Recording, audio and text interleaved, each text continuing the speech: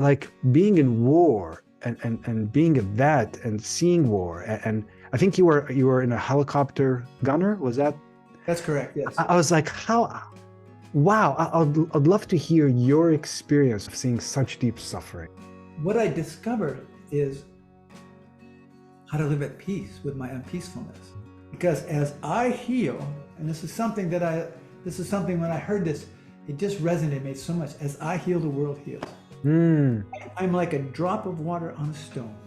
And if you had that drop of water continue to fall on that stone, sooner or later it'd break that stone. Yeah.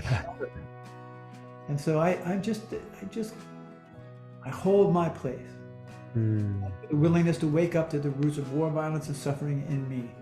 The spiritual realities exist in the simple acts of, when I finish using the bathroom sink in the morning, wipe it out like I never used it. Care for the things around me, the environment that serve me.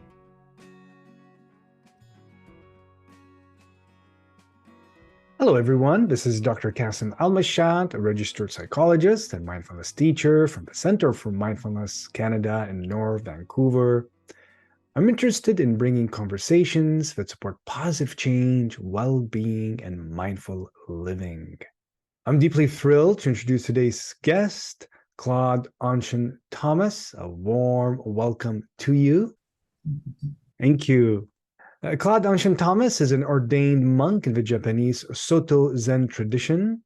At age 17, he signed up to fight in Vietnam and spent his tour of duty in the theater of war, surrounded by death and destruction.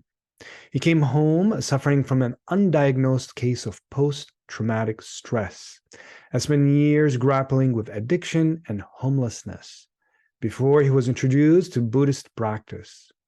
He says meditation can help all of us look at the roots of war and violence that we all harbor. He's now the founder of the Zolto Foundation. Did I say this right? Is it Zolto or Zolfo? It's actually Zolto. Zolto. There you go. Zolto. And does it have a meaning? Is there a meaning? Yes, it's an acronym for my son's name. Ah, I haven't always been a Buddhist monk. So right. Zolto, Z for Zachary, AL for Alan, THO for Thomas, Zachary Alan Thomas. Oh, beautiful. That makes sense now. Yes. It's okay. And the foundation is, the Zolto Foundation is dedicated to addressing the causes and consequences of violence in and amongst individuals, families, and societies. He has served in war zones, hospitals, schools, and prisons. He has also led meditation retreats at sites of war and suffering, and has worked with gang members, guerrillas, and refugees. He's the author of 2 books, an award-winning book, At Hell's Gate, A Soldier's Journey from War to Peace. Oh, there it is. We have it live, which has been translated to several languages. And his more recent book is Bringing Meditation to Life, 108 Teachings on the Path to Zen Practice. And there it is as well. Thank you for showing us that book. Very good. So I wonder if I can begin with a quote from your book, the latest book. And I'm curious about this. A beautiful quote. The world is communicating with us, but if we only listen to what we want to hear, then we miss so much of what life is saying, of what the world is showing us. I wonder, what was the world showing you that led you on this journey from war to searching for peace? What was it showing during the Vietnam War? And curious. Well, during that period of my life, I was oblivious to what the world was showing me. I was so wrapped up in how I was conditioned to view the world, and so invested in getting the world to conform to my ideas of it, because of course, not of course, I really don't like it when I say that. As a child, growing up in the circumstances that I grew up in, I was already being programmed or conditioned, and that conditioning was taking place as a result of the unaddressed suffering of my parents, who inherited that from their parents, who inherited that from their parents. So in Buddhist practice, the reality of karma is often misunderstood. Karma is often seen as you do a good thing, you get a good thing back. You do a bad thing, you get a bad thing back. It actually doesn't really go down like that. I mean, it can, but it doesn't generally. There are two types of karma: that which I inherit and that which I create. So from the moment of inception, I'm already being programmed. Right. I'm already being programmed by the suffering of all those past family generations. Because that suffering is passed on generation to generation. So that's the karma that I inherit. I'm also being conditioned by the collective conscious. The way I define that is the institutions of society, culture. So entertainment, information, news, politics, religion, the ideologies of those particular groups. And then within all of those different macroorganisms, there are subsets. So the collective is often then defined as consensus reality. So I'm already being conditioned by all of that on how to view the world. And it depends on from what avenue in the sociocultural structure that I evolved from, how that conditioning is taking place. So many factors. Yes. Yeah. It's not like a simple thing. When we articulate it intellectually, it sounds complicated. Yes. It's not really all that complicated. But so the essence of Buddhist practice is that first noble truth, there's suffering. Second noble truth, causes of suffering. Selfish desire and craving backed by ignorance. Third noble truth, where there's a cause, suffering, there's a cure. And the fourth noble truth gives the cure. Also, one of the hearts of Buddhist practice is to understand that there are two coexisting realms. There is the realm of relative understanding and the realm of absolute understanding. Relative understanding is the world of opposites: right, wrong, yes, no, good, bad. That's the world that most of us live in, which is dominated by our attempts to understand it through our intellectual comprehension, finding reasons, intellectual reasons to explain the world around us, rather than just accepting. In the absolute realm, which is not separate from the relative, they are not two things, but they're not one thing. They are coexisting. The relative realm is the realm where there is only truth. Truth not in the intellectual notion of it, but truth in the sense of, say, gravity. Right. Regardless of what we think about gravity. Yeah. If you go up to the 10th floor, regardless of what your theories and ideas are, if you step off the roof, you're going down. Right. And no matter how we want to view that, how we want to shape the world, how we want to, it doesn't change the truth of gravity. So the point of Buddhist practice is to wake up to how I have been conditioned. And I see that and that's when the world begins to communicate to me. It's the waking up. Yes, in this process of waking up, I begin to see the real consequence. I begin to see the real consequence of my participation in war. And I can see my efforts to get rid of the consequences, to not have them. So the efforts to compartmentalize and say, okay, so this part's done, we'll forget about this, and we'll just get on with life. That can be effective for a time, but it's just not effective.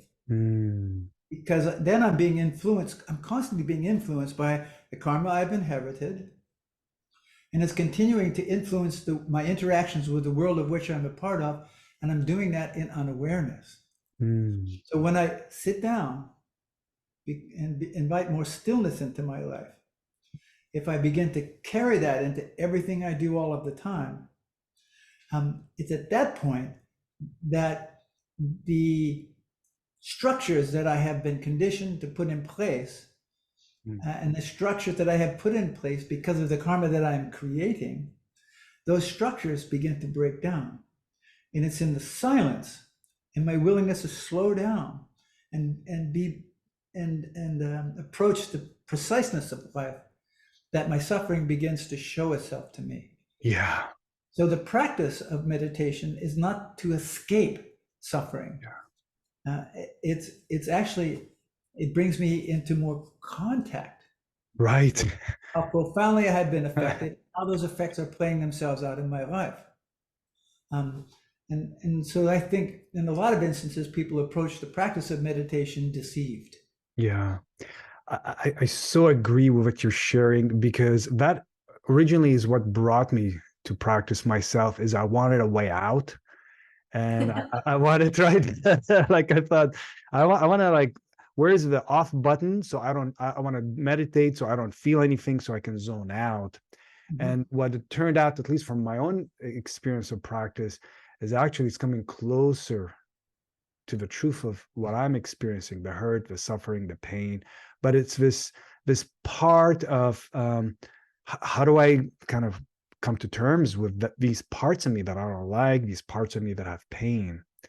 And I want to ask you about that, because something just happened, a couple of days ago that actually made me think of you as well, which is, from all these different practices I've been doing, is doing my best not to cause harm. Right. So even if a spider is in the room, take the spider outside, like all these things. And I was driving, and a squirrel came, right? Squirrel crossed my path, and which happens often while driving where I live here. And I slowed down, turned to the left. It escaped, but went right back towards the car, and I went over it. I was like in agony for days that I like killed that squirrel. Yes. And it's like, I didn't mean to. It's like, and it made me think how, like, being in war and being a vet and seeing war. And I think you were in a helicopter gunner. Was that?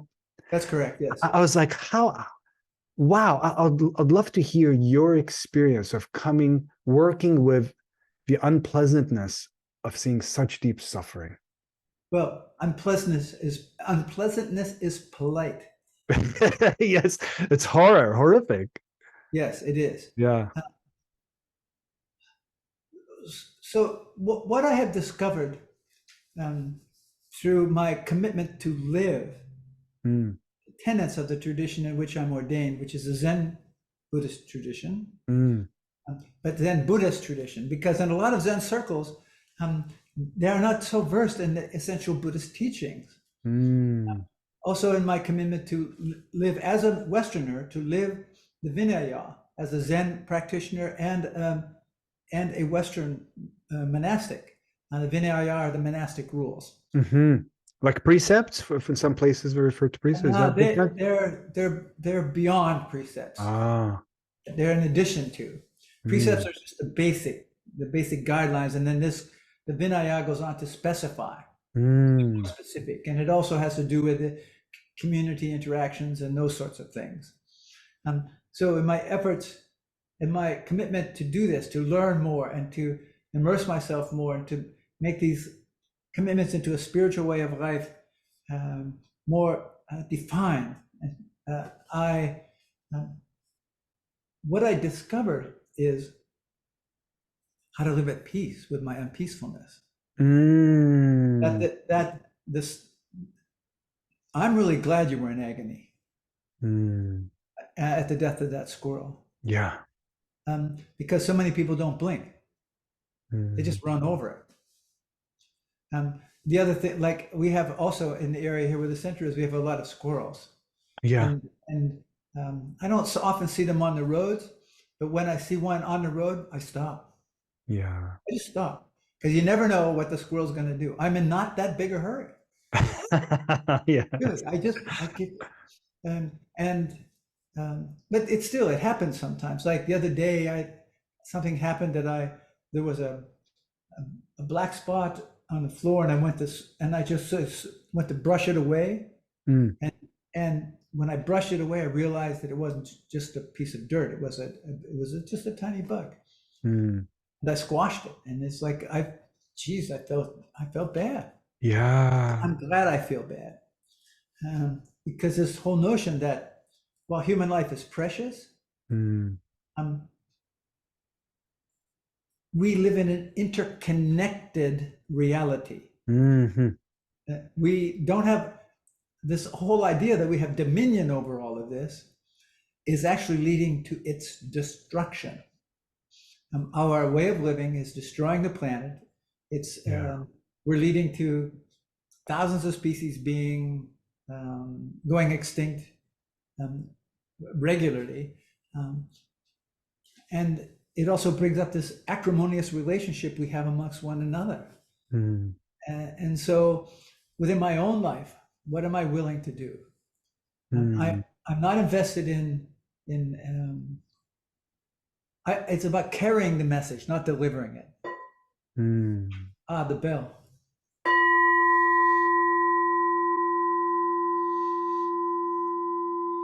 Whenever I speak publicly, and of course, there I did it again. When I speak publicly and in the process of facilitating retreats and living monastically, bells are used as a communication. In the first monastery I lived and studied in, and I don't name it, nor do I name the teacher who I studied with, because that is also tradition for me. It resonates with the elders in the origins of Buddhist practice prior to the advent of Confucianism and the development of bureaucracies. The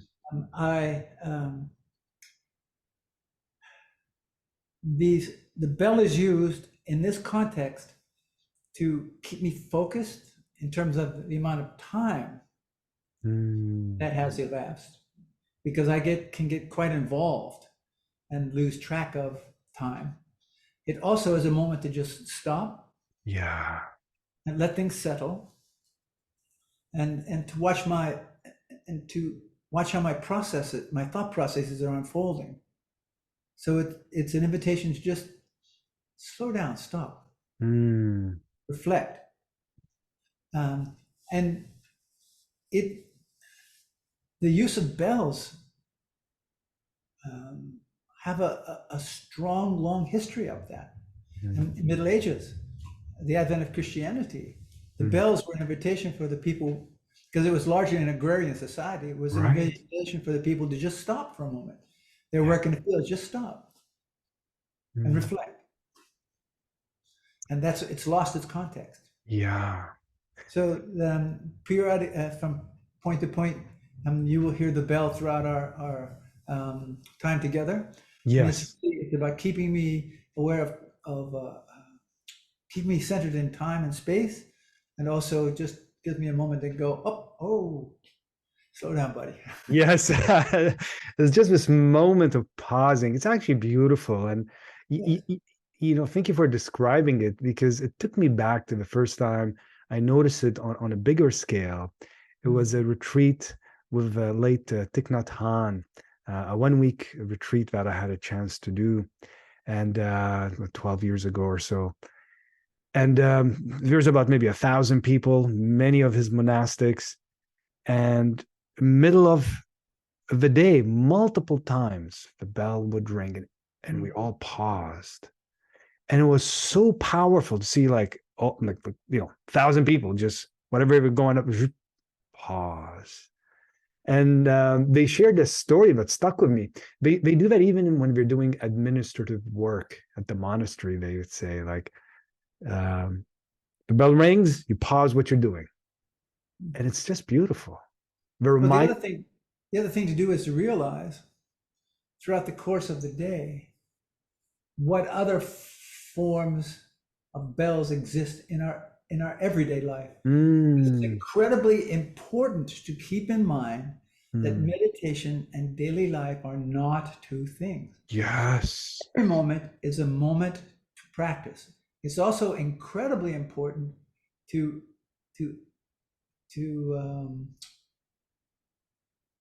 advance the reality that if a thing is not practical, Right. It's not spiritual.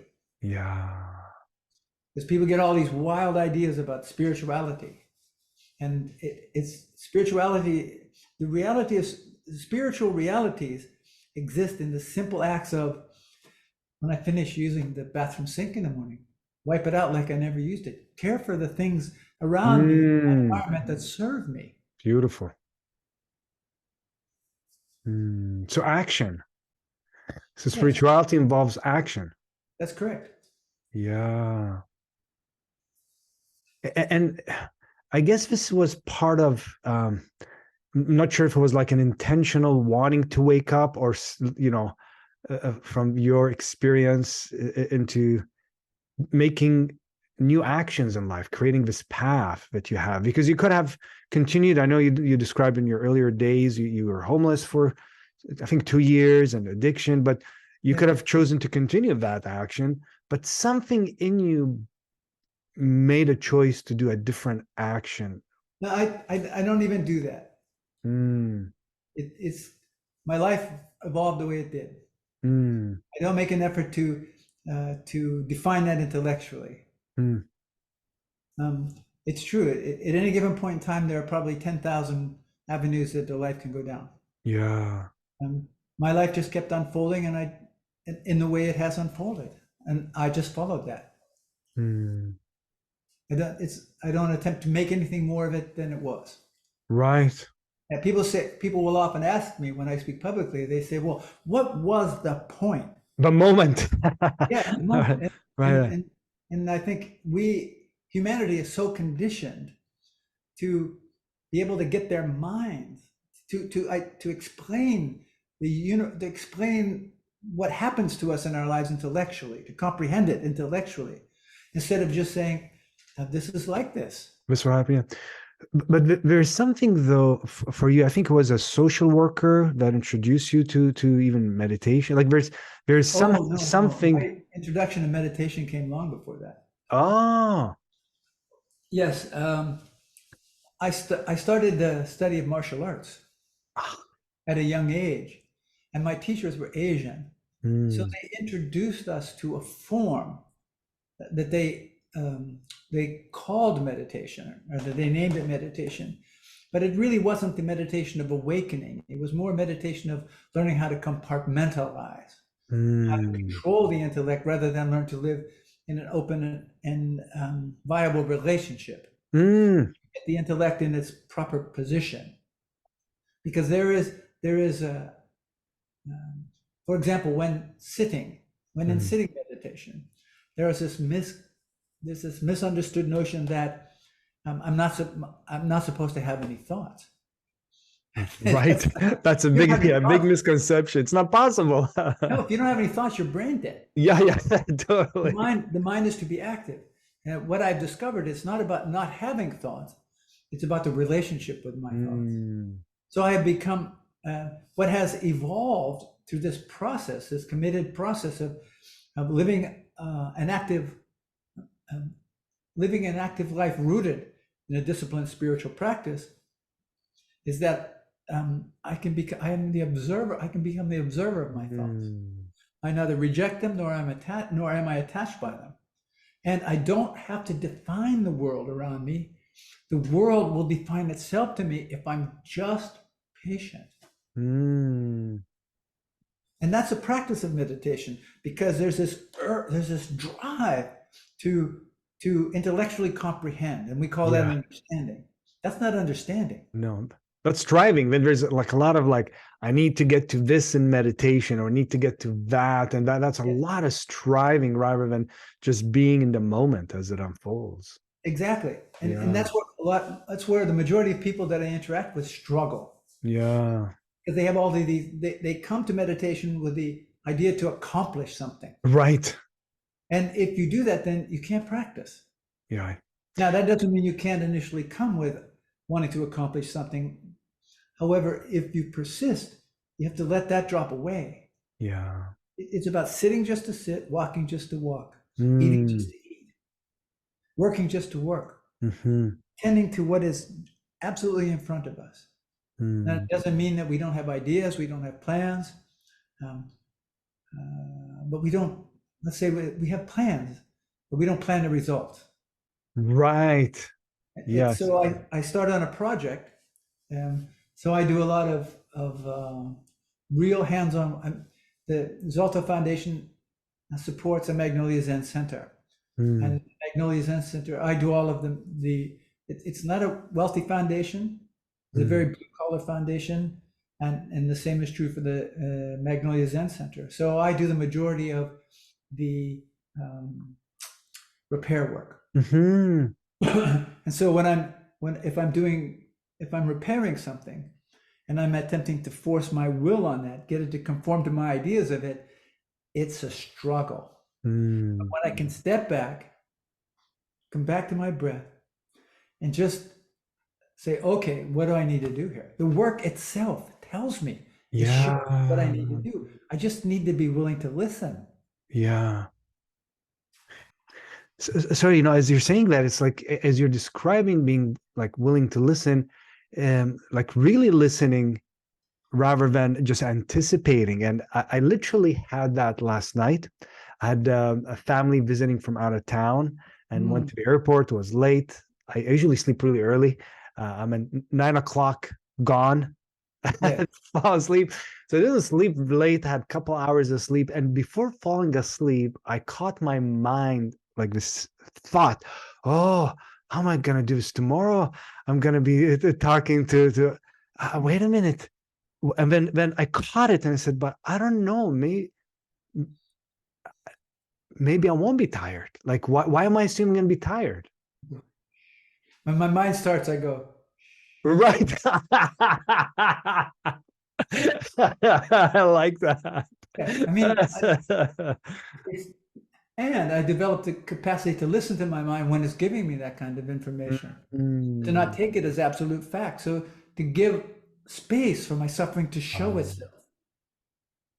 Because if I don't give space for my suffering to show itself, if I'm always trying to silence it or get rid of it, I'm not being respectful to the reality of my own life. No, that becomes violence in a way too. Like if we are too critical of like, why am I having this thought? What's wrong with me?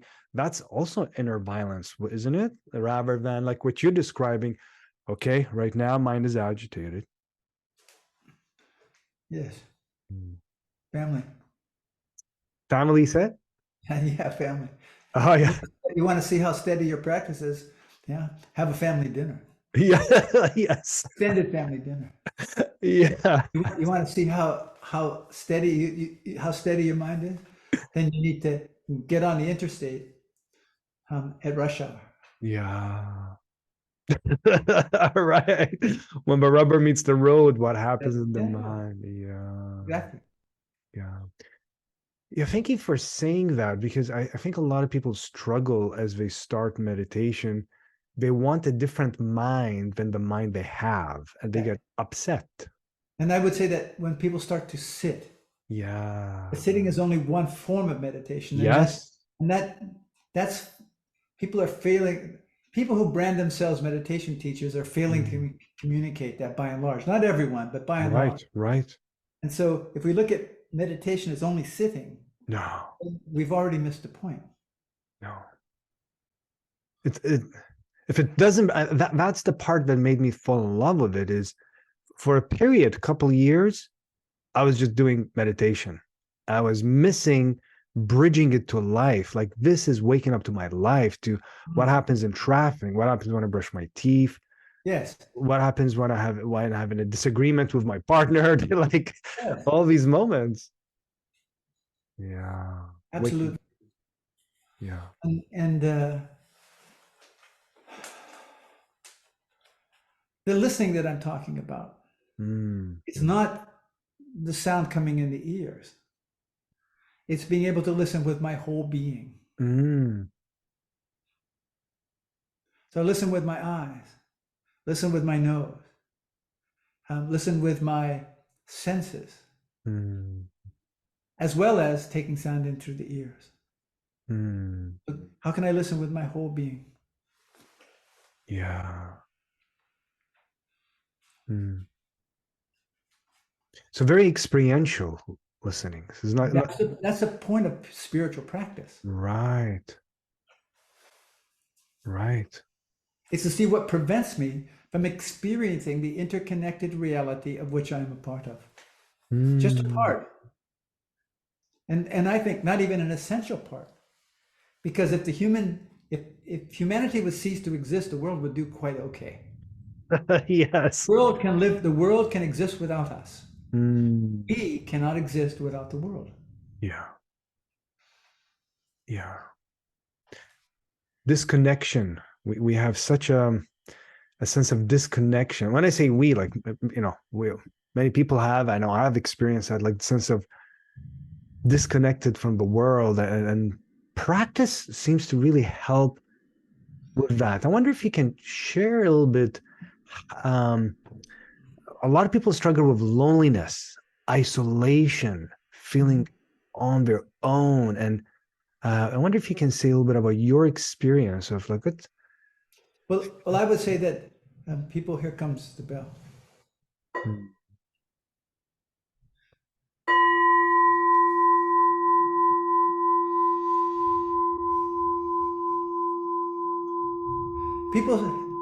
I believe that the people who suffer from loneliness, isolation, alienation, suffer because they have an idea of how their life is supposed to be rather than accepting the truth of how their life is. And until we accept the truth of how our life is, do we stand a chance of it becoming Mm. whatever that may mean for any individual. And so this people, it's the ideas that we have been conditioned to believe our life has to have meaning. Mm. That we exist is the meaning. Mm. It doesn't matter it doesn't matter, job, doesn't matter, doesn't matter. I know all of those external things are really superfluous. Mm. I think when people ask me, they say, okay, so what was the point where you decided to become a monk? I said, well, I didn't. It wasn't a decision. I didn't wake up one day because, by golly, I think I'll go to this monastery and become a monk. It wasn't a process like that. What began to happen is my life began to unfold. Mm. And I just simply participated in that unfolding. And I believe that there are some benchmarks along the way. And one of the most important and profound benchmarks was to stop taking intoxicants. Yeah, I just stopped getting high. Mm-hmm. And when I Like talk about alcohol and drugs, when you say intoxicant. alcohol and illegal drugs, as well as prescribed medications, Mm. I have to be willing to face life on life's terms. Mm. And then through a sustained, committed, disciplined practice, I begin to develop the emotional, psychological, spiritual strength to understand that which I have defined as problematic in my life, causes of pain and suffering, are not the issue. My issues are not external. The solution, the problems are not external. The solution is not external. It's personal. Yeah, somebody punches me in the face, that's an external problem. Right. But the feelings that rise up in me as a result of that act, that's mine. That's mine to deal with. So in essence, that act is giving me an opportunity to wake up to how I am conditioned and giving me the opportunity to begin to establish a different relationship with that conditioning. So I would play this out sometimes in situations where I'm dealing with the public. I talk about cause and effect. Yes. So I ask, I will say, okay, if I walk up to you and I punch you, what is your instinctive reaction? Now, if people are being truthful with me, they'll say, well, my instinctive reaction is to hit you back. I have to defend myself. And then I will say, okay, so at the moment that I took that aggressive action, I'm the perpetrator, you're the victim. However, the way we are conditioned we are conditioned to believe as a victim. When we see ourselves as a victim, then we are entitled to retribution. Right. However, the moment I hit you back, then I'm the perpetrator and you are the victim. And so the cycle of war, violence, and suffering continues to be perpetuated. Mm. There is no solution in violence, none. Yeah. The example you're giving of a physical punch, I can also see it in sometimes people, if it's not a physical punch, but blaming, upset, resentful, like that's also like it's another way of punching back, I guess. Absolutely. Right. Yes. And so kind of how to work with that. Am I willing to take responsibility for everything in my life? That's also as part of the substance of a disciplined spiritual practice.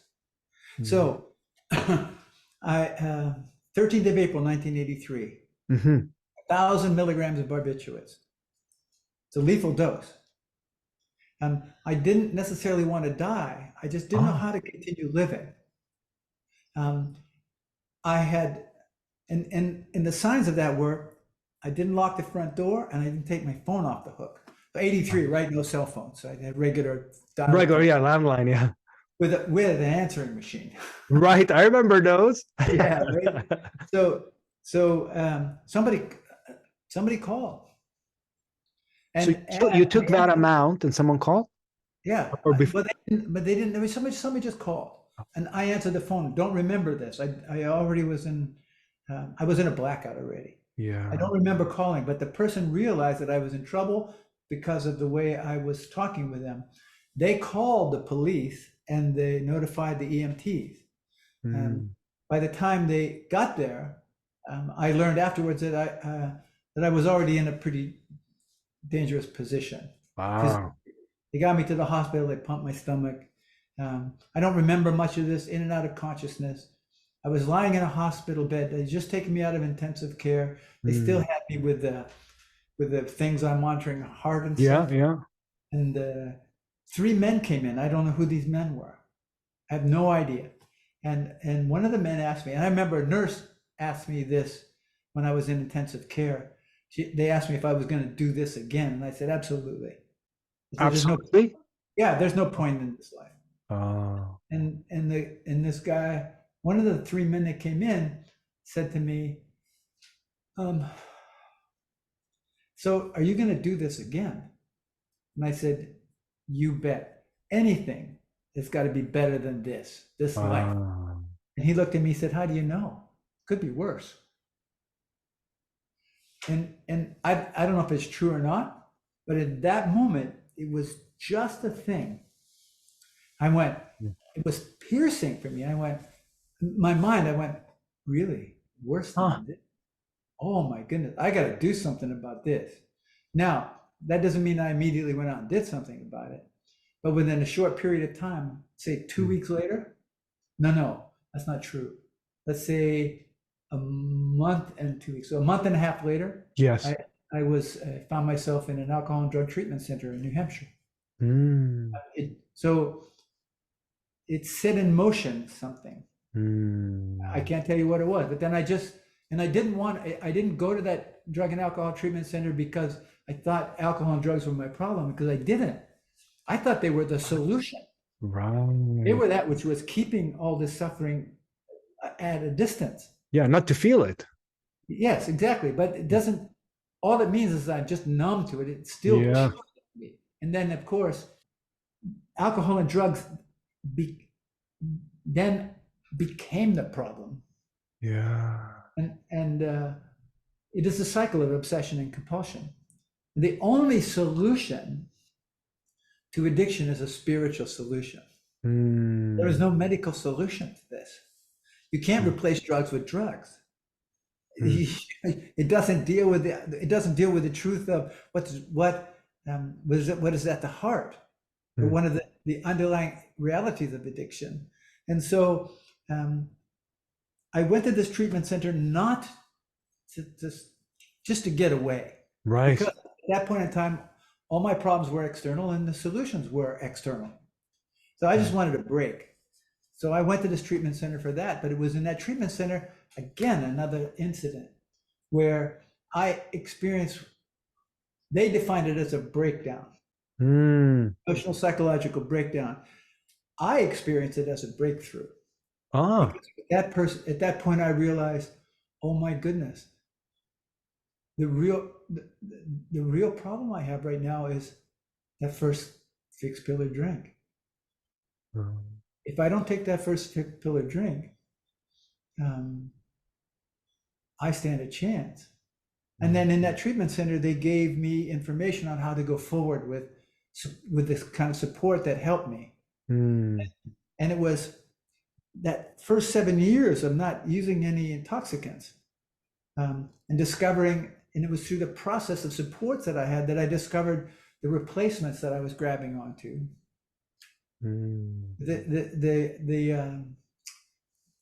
The different ways in which I was switching seats on the Titanic.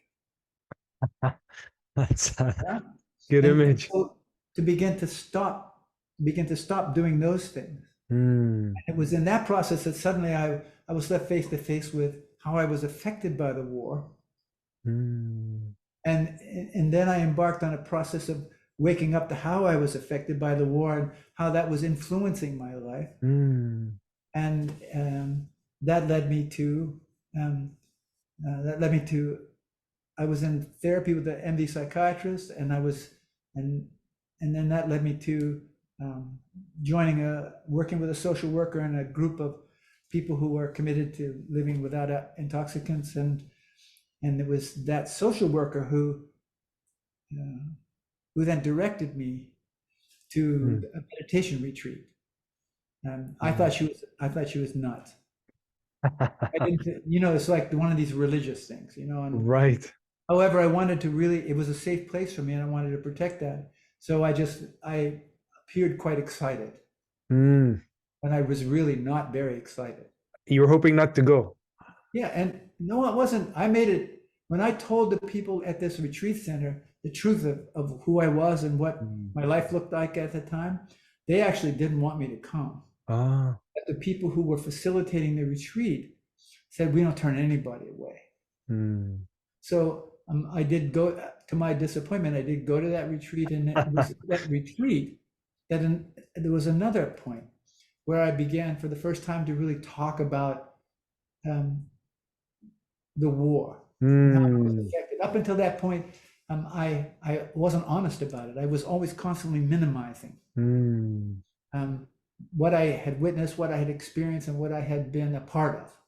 Yeah. And I began to talk a little bit more openly because I was with other combat soldiers. Yeah. So that was another point. And then I was invited to come to the monastery of the people of the monastic community that was facilitating this retreat. And I agreed. And I cannot tell you why. But something said yes in you. I was just allowing my life to unfold because I'd done all this other stuff. And nothing seemed, I was listening without even knowing that I was listening. And so here I am, and I am somehow uniquely equipped and qualified to carry the reality of spiritual practice, in my case, Buddhist practice, to these areas of locked mental wards and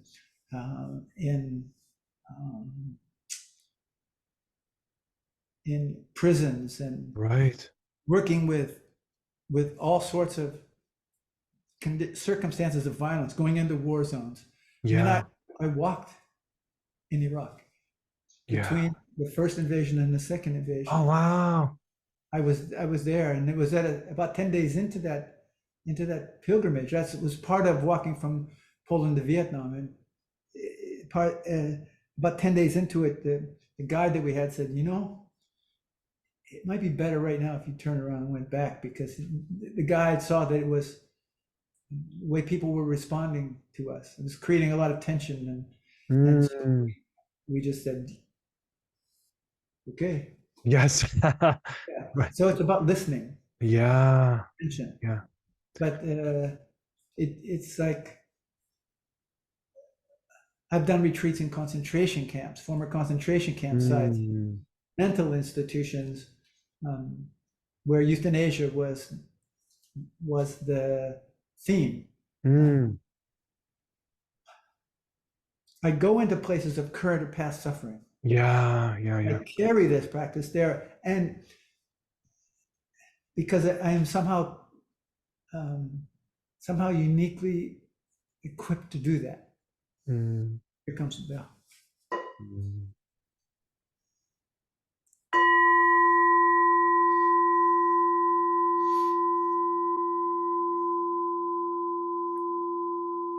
How do I live this practice? I'm not interested in marketing it.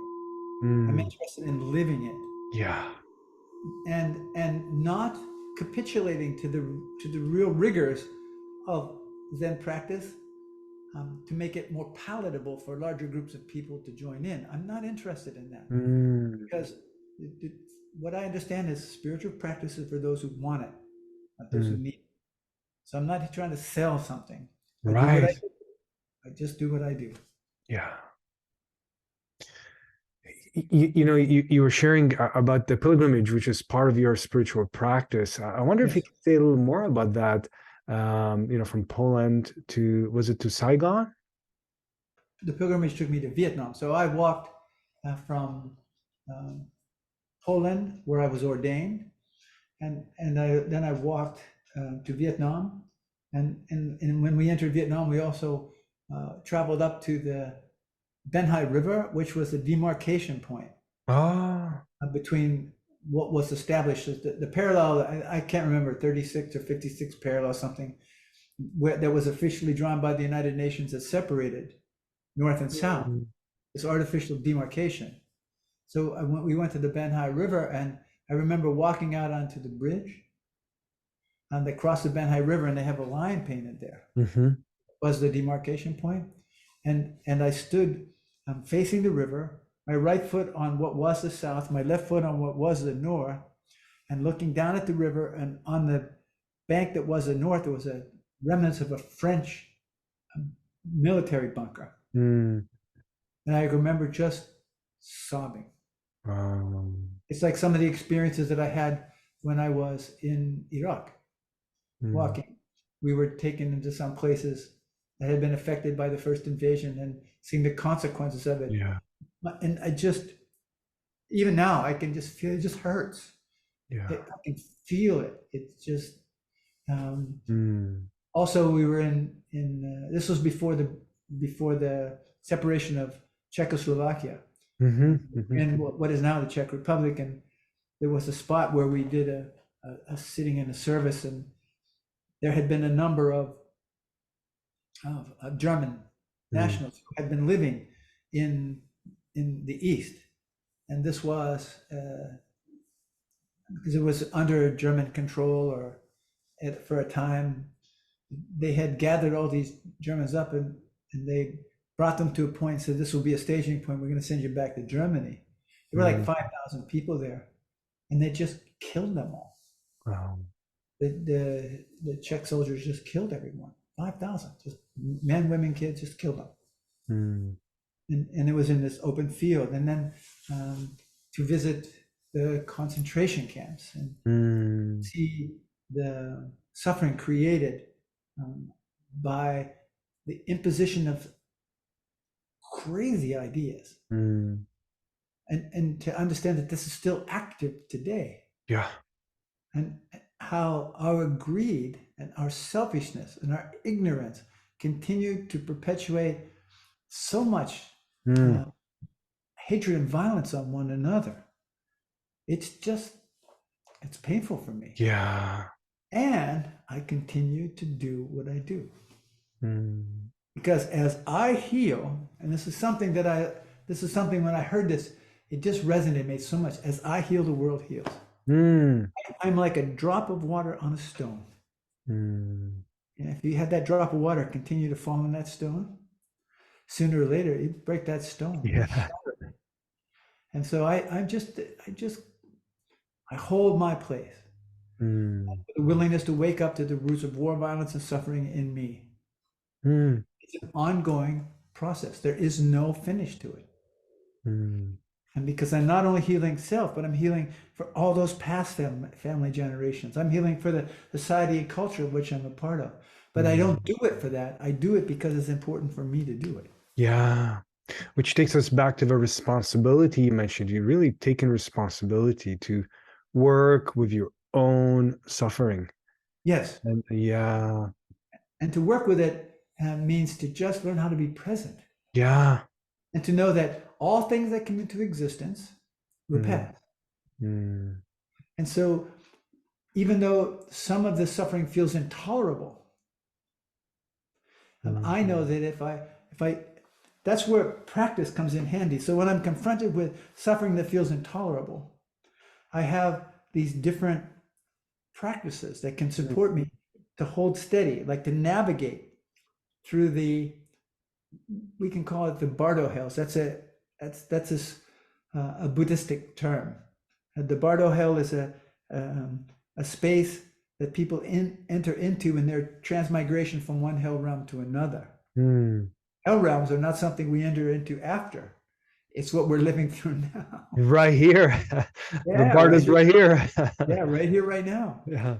And and so Mm.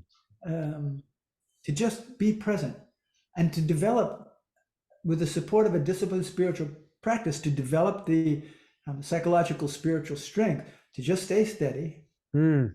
and know that it'll pass in Ah. its own time, not in my time, in its own time. And then it's like one day you turn around and you go, oh, it's done. Mm. Until it comes again. But when it Right. comes again, then I have this experience, and when I'm visited again, it's not so intense. Mm. You know how you're describing it, it just feels like, remaining more steady in the face of the storms that may come in of emotions, right? Like steady in it, Mm-hmm. whether it's fear, anger, shame, guilt. Like there's so many emotions that are like so uncomfortable for people. They don't want to feel it. And I guess that's part of healing, working with them is not fixing the emotion, but holding steady um, with them. Well, now this brings me to the topic of suffering. Mm. So it hasn't happened in a while, but uh, some years ago, I would be when I do a public talk, I talk for like 40, 45 minutes. Mm. And then I open it up for questions from the audience. Mm. They can ask me any question they want as long as it's a question, short and to the point, 12 words or less. If they Mm. can't get to a question, I'll help them. If they can't get to a question, then I will just simply move on to the next person.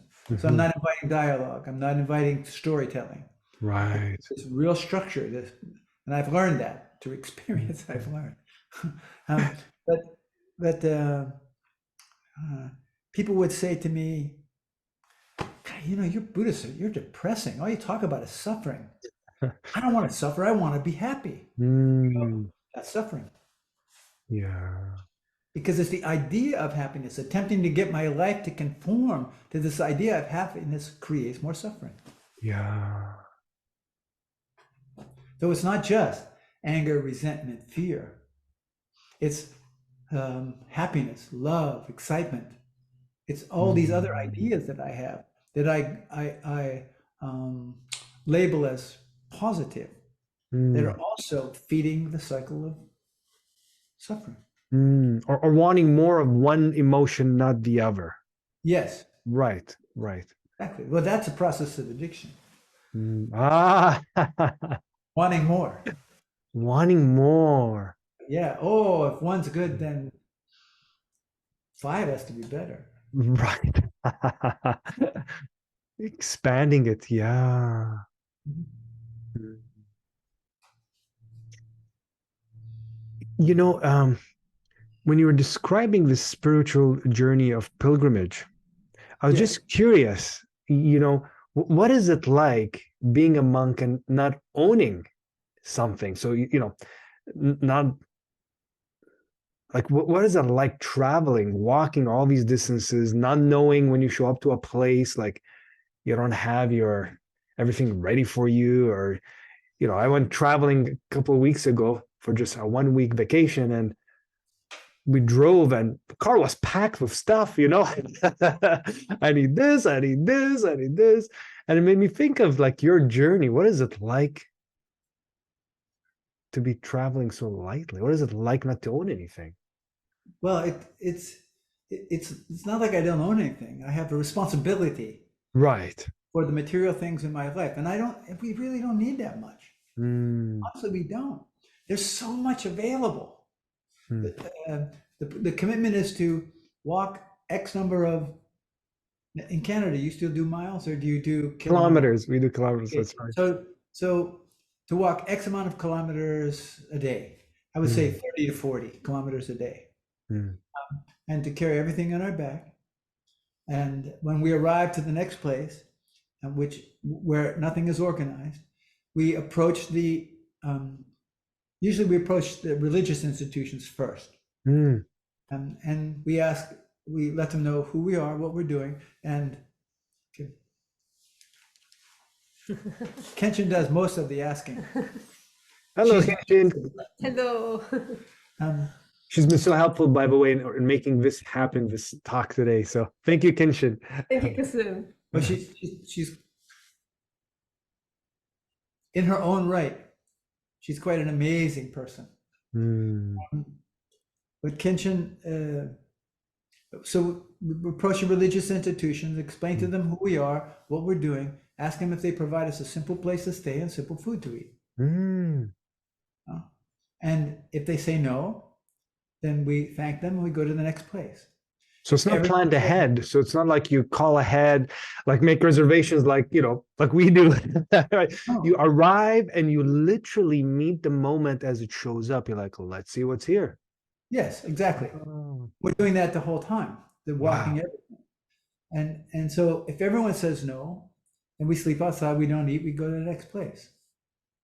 Now, the way it evolves is that the first person says no, we place their hands in gasho, we bow to them, thank them.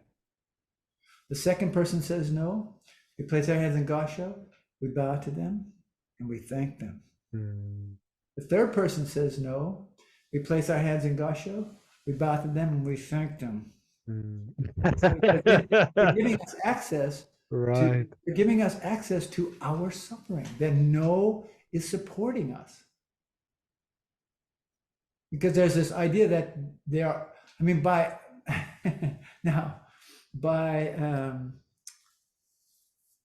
by commitment, regardless of what religious tradition someone's practicing, by commitment, they're encouraged. By the text in their books, they're encouraged to welcome. Right. Hospitality. Yes. To provide them with a place to stay and food to eat. So these are people who are calling themselves this or that, and they're saying no.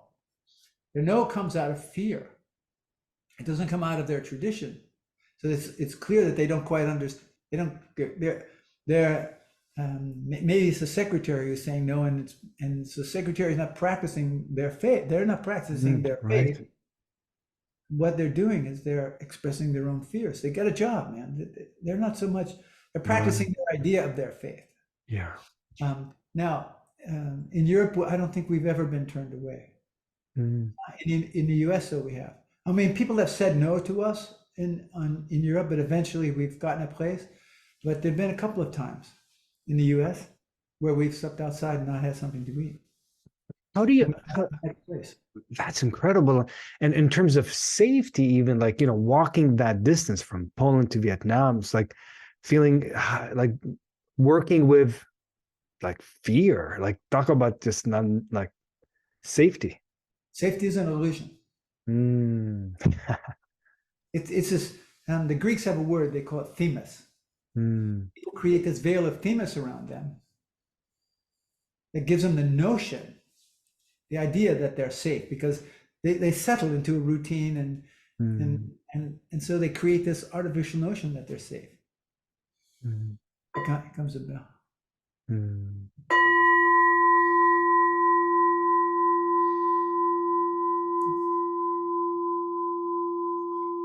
That's why people are so shocked when suddenly the routine of things, something happens and interferes in the routine of things. And that's why there's so much fear surrounding dying. People are so afraid of dying because the mind doesn't know what's next, or the mind can't accept it. Well, we've had our run at this, and now it's time. We're done. It's time to go. Yeah. And I can't say that I am immune to that because I'm not. However, I do have the tools when those kinds of fears and anxieties and tensions visit me, that they don't, for the most part, don't control my life. They don't force me to making decisions that are not, they don't force me to not listen to the information that the world is giving me. They don't force me to abandon my patience. Right. Yes. Patience is, again, if we have a formulaic notion of what patience is, that's not patience. If we have a formulaic idea of what peace is, that's not peace. It's our idea of it. And if we take that idea and then to oppose it, then we simply become instruments of war, violence, and suffering in the name of peace. Some of the greatest perpetrators of violence in my life have been helping professionals or do-gooders, because they weren't interested in me. They weren't interested in my experience. They had an idea of how I needed to be safe and to be okay, and they were trying to get me to conform to their idea. Yeah, kind of pigeonhole in a certain way, like this way. Theories. Subscribe to a certain theory and idea. So in my work with homeless, I'm not trying to get them off the street, because that may not be what they want. It may not be the best place for them. My first goal is to establish a relationship. Right. To get to know the people who are living outside. So they get to know me and they know that they can trust me, that I'm not there peddling one thing or another. Right. The process of getting to know them, then I begin to see, what, if anything, do they need, and how can I be of support to that process? We have here at the Zolto Foundation has established what they call the animal sanctuary. Yes. And as part of that animal sanctuary, we have a program named the Veterans Pet Healthcare. Veterans in this country, I can't speak. Well, I interact with a lot of veteran communities around the world, but I'll say right now with this, pets become incredible supports for former soldiers who are living with the real cost of war, however that manifests itself in their lives. As a result, many of them don't have the capacity to really hold jobs that they're able to live. They're able to meet basic needs, but beyond basic needs, they don't have excess money. Yeah. So their pet, which is a family member for them, really a close, valuable support for them, becomes ill, and they don't have the resources to be able to give that pet the kind of care they need. Then we step in and help. That's the Veterans Pet Healthcare Fund, and that's funded totally on donations. And so we help where we can. We run out of money, then we just make another press to get more money. And those are the kind of things. Like, the question is, the robes are a symbol of my commitment to be of service to Lord Buddha. Buddha is simply honorific, which means enlightened or awakened. So it's to be of service to the Buddha nature, which is existence. Right. So how can I be of service not only to the people in my sphere, but to the things which support me, to the environment which sustains me, and to the other sentient species that are a part of this space that we occupy together. So including all, there's no exclusion. Like, oh, we'll just including all in the process. Yes. Uh, Now, that being said, when I do go into prisons, I know why people are there. right. I'm not deceived. Right. But again, it's Buddhist practice invites me to see where am I connected, not where am I separate. But when I enter into those places, I'm not entering in there idealistically. I know why they're there. And so to meet them where they're at, see where I'm connected. So without judgment, but in awareness. Yeah. Yeah. The same as when I'm in on the homeless population or on the street. The same when I'm in a mental institution. The same if I'm walking on the road.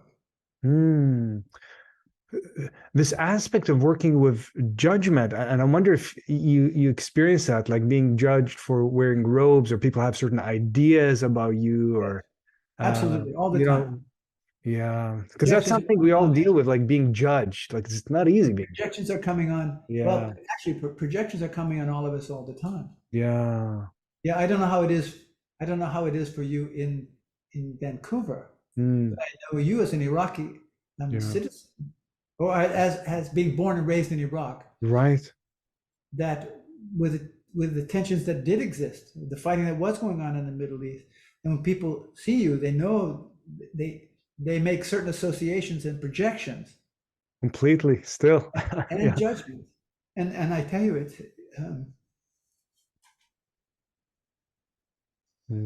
I know that place. Yeah.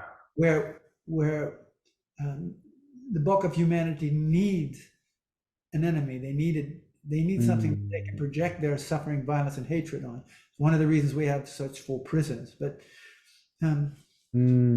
my people have spit at me.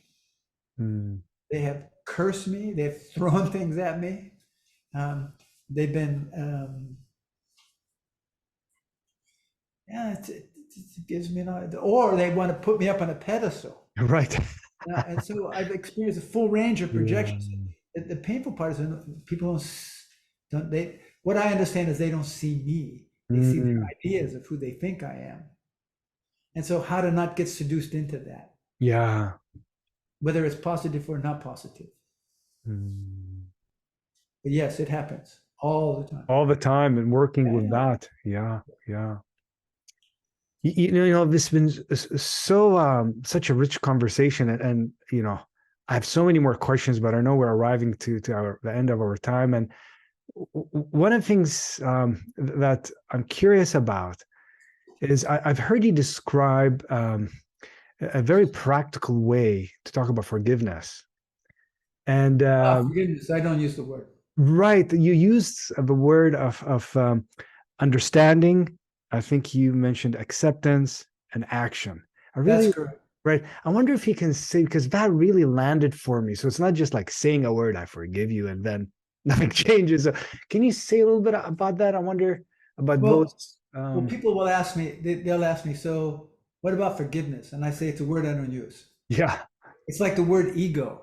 Yeah. I don't use that word either. When people start throwing that word around, I say, look, what I'd like you to do is take the word, write it on a piece of paper, go out into your backyard or someplace where there's an open area, make sure there's nothing flammable there, bring a lighter or some matches, light that piece of paper on fire, let it burn, and never use that word again. Because most people don't really understand. They're just throwing it around.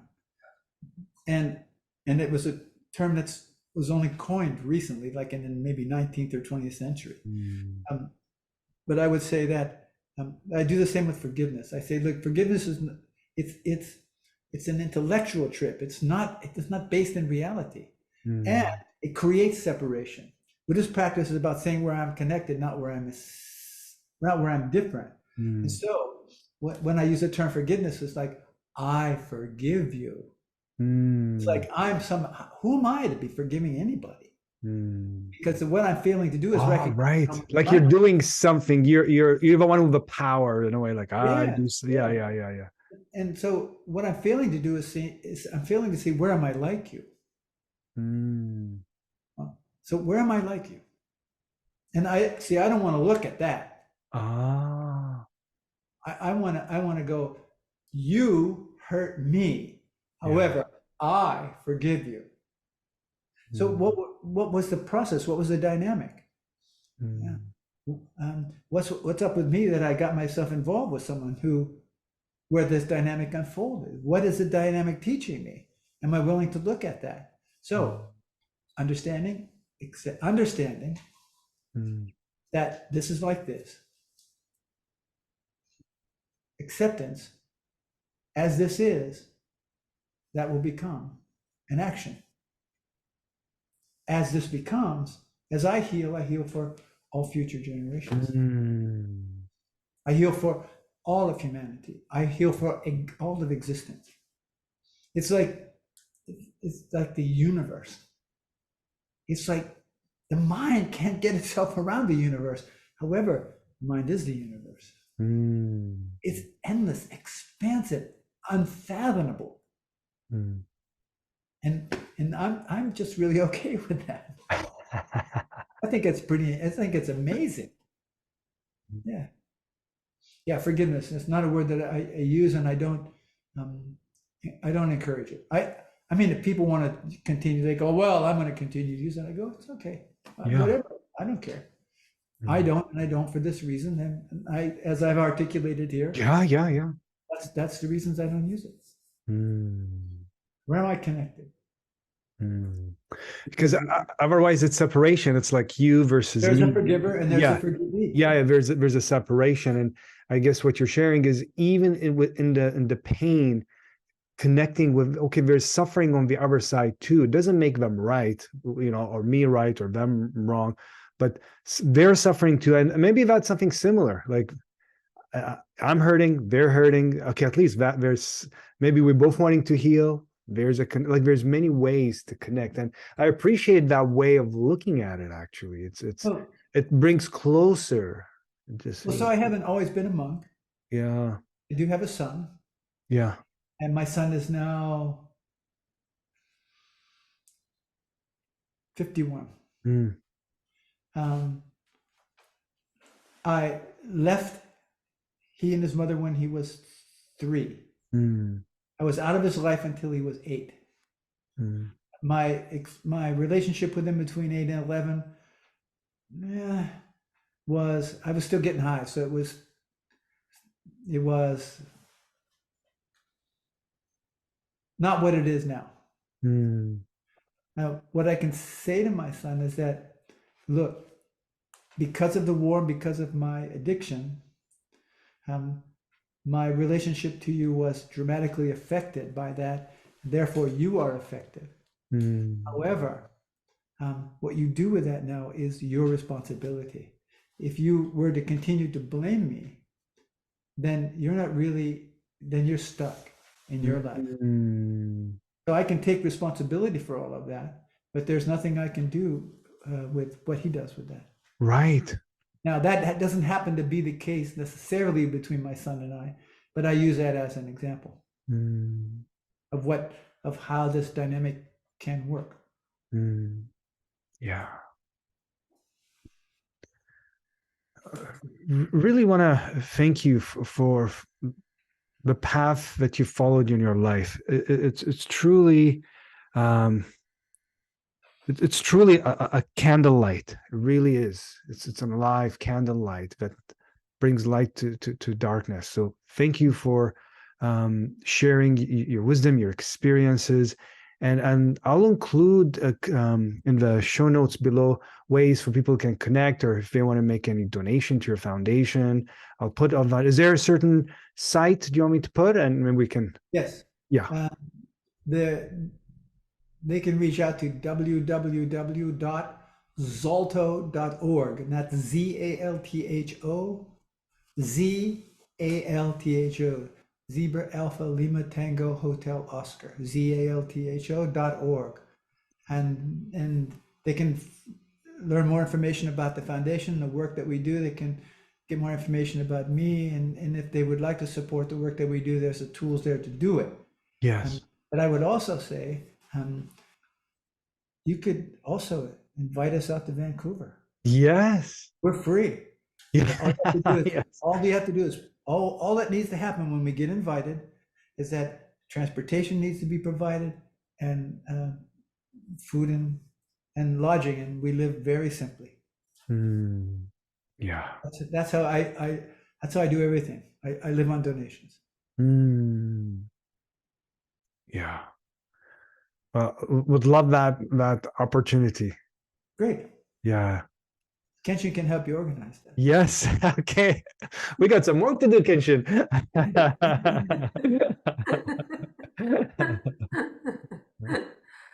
Well, truly thank you again. And any other final words that you have for our listeners? I just want to thank you. I will close with this. As a U.S. American to a native-born Iraqi national, I would say, for all of the suffering that I have caused you through thought, speech, or action, I apologize to you, and I make a commitment to never do those things again. And for the opportunity to meet and to talk, I really appreciated that. So thank you very much. And let's not be strangers. Yes. And to your audience, the people who watch your show, it's a pleasure to meet you, even though I cannot see you. And if there's any way that I can support you, Kasim, or your listening or your viewing audience, if there's any way that I can support any of you on your path, don't hesitate to ask, or hesitate and ask me anyway. Thank you so much. Truly a deep heart bow to you. And Kenshin, thank you for your work as well. I know you're in the background helping. You're welcome. It was my pleasure. Thank you, Kasim. Thank you so much. And I want to thank everyone who's listening and watching. I'd really appreciate it if you can subscribe if you haven't done so already. And please feel free to share this. My intention is to spread this work and be able to continue inviting guests. So your support is much appreciated in the form of subscribing and sharing this work. And you're welcome to visit the website centerformindfulness.ca for upcoming free events, upcoming retreats, and other programs. And you can take a look at the next video. Thank you for watching.